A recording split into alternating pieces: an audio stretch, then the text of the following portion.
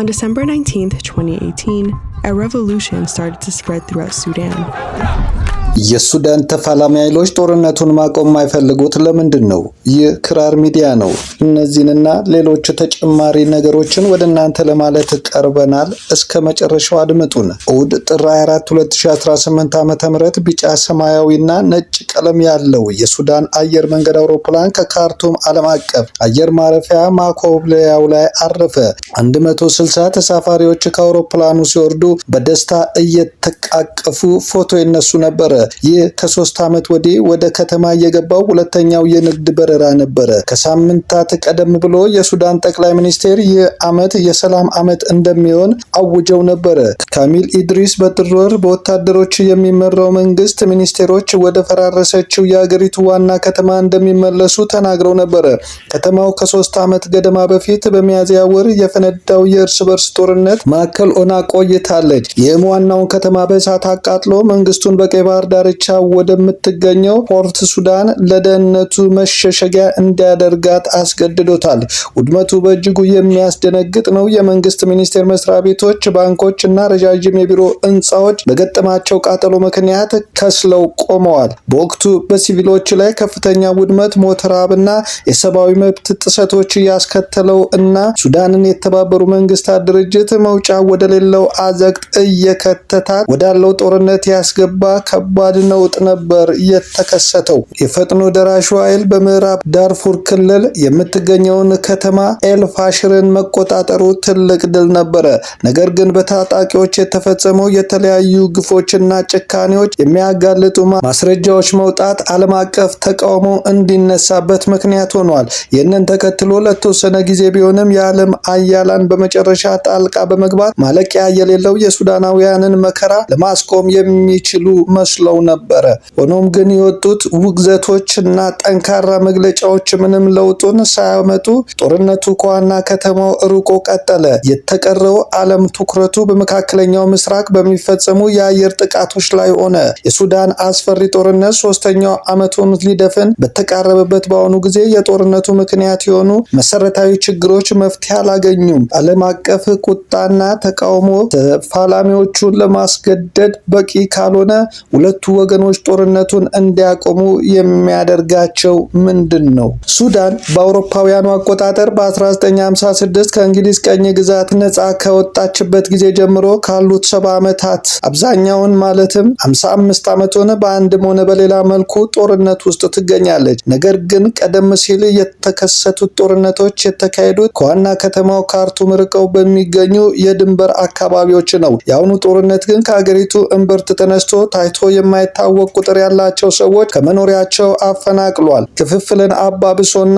አገሪቱን ለሁለት እንድትሰነጠቅ የሚያደርግ አደጋ ደቅኗል። ጦርነቱ የተጀመረው በሱዳን ጦር ኃይሎችና በፈጥኖ ደራሽ ኃይሉ መካከል በተፈጠረ የስልጣን ሽኩቻ ነው። ፈጥኖ ደራሽ ኃይሉ በአውሮፓውያኑ አቆጣጠር 2019 ህዝባዊ ተቃውሞን ከስልጣን የተባረሩት የሀገሪቱ የረጅም ጊዜ የቀድሞ ወታደራዊ ገዢ በኡማር አልበሽር የተሾሙና ታማኛቸውም የነበረ ነው። አልባሽር ኤሚቲ በመባል የሚታወቁት ጄኔራል መሐመድ አምዳን ዳጎሎ በአገሪቱ ጦር ሰራዊት ውስጥ ሊገጥማቸው ከሚችሉ ተግዳሮቶች እንዲከላከሏቸው እንደ ግል ዘባቸው የፈጥኖ ደራሽ ኃይሉን እንዲመሩ ስልጣን ሰጥተዋቸው ነበረ። ነገር ግን አልበሽር ከስልጣን መወገዳቸውን ተከትሎ በኤሚቲ እና በሱዳን ጦር አዛዥ ጄኔራል አብዱልፈታህ አልቡርሃን መካከል የነበረው ውጥረት ወደ ሰፊ ግጭት ተለወጠ።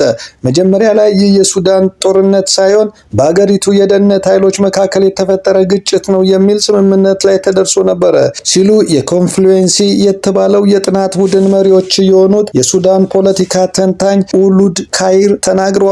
ነገር ግን ሁለቱም ወገኖች አብረዋቸው የሚሰለፉ አጋሮችን በማስፋት ጥያቄና ፍላጎታቸውን ወደኋላ በመለጠጥ ከሱዳን የሀገርነት ምስረታ ጊዜ አንስቶ የነበረ አድርጎ እስከ ማቅረብ ደረሱ። የሱዳን ወታደራዊ ኃይል በአገሪቱ ኢኮኖሚ ከፍተኛ መጠን ያለውን ሀብት በመቆጣጠር በዘመድ አዝማድና በመጠቃቀም ባህል ላይ የተመሰረተ ነው። ከግመል ንግድ ተነስቶ ስኬታማ ነጋዴ የሆኑት ኤሜቲ ከፈጥኖ ደራሽ ኃይል መሪነት ከፍተኛ ሀብት ማካበት ችሏሉ።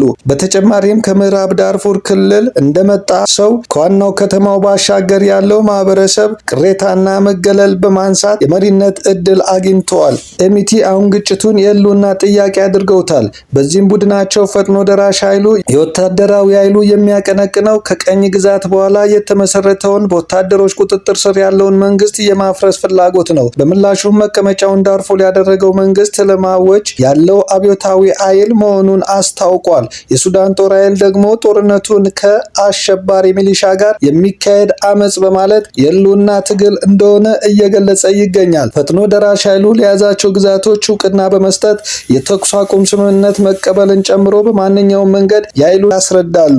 ድርድር ማካሄድ ቀጣይነት ያለው ትኩረት የሚሻ ነው። የፕሬዝዳንት ዶናልድ ትራምፕ አስተዳደር ሙከራዎች ቢያደርግም አሁን ላይ ሌሎች ቅድሚያ የሚሰጣቸው ጉዳዮች አሉ። ሶሊማን እንደሚሉት አሜሪካ በዘላቂነት ሰላም በማስፈን ሂደት ውስጥ አትሳተፍም። ሌላ አማራጭ የሚያቀርቡም አካላት የሉም።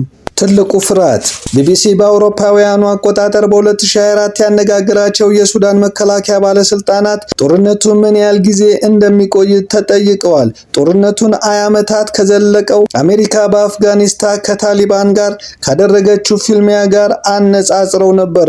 ሱዳን ከዚህ ቀደም 20 ዓመታት የቆየ ጦርነት ገጥሟታል።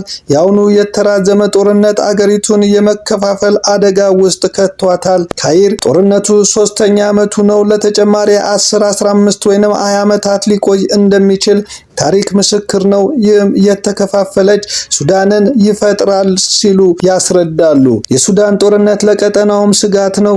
7ቱ የሱዳን አህጉራት ሀገራት ተፈናቃዮችን እያስተናገዱ ይገኛል።